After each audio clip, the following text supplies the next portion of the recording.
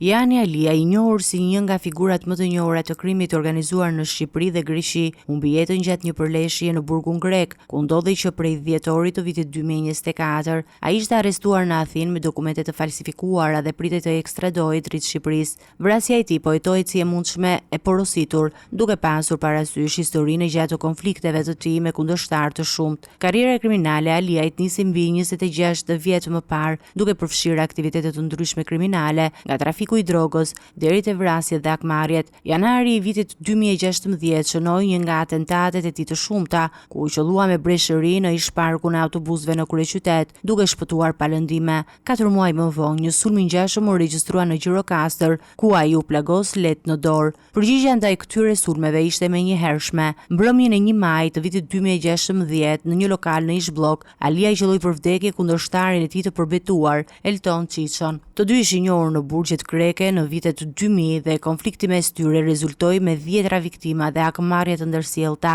Edhe pas vrasjes së Çiços, akmarrja nuk u ndal. Miqtë e viktimës kryen atentate ndaj shokëve dhe miqve të Aliait. Në Shqipëri, Alia ishte dënuar në mungesë me burgim të përjetshëm për vrasjen e Çiços dhe pasuria e tij ishte sekuestruar si i dyshuar e fituar në mënyrë të palishme. Me vdekjen e tij, një kapitull i gjatë i botës së errët kriminale mbyllet, duke lënë pas një histori të trazuar të akmarrjeve dhe dhunës.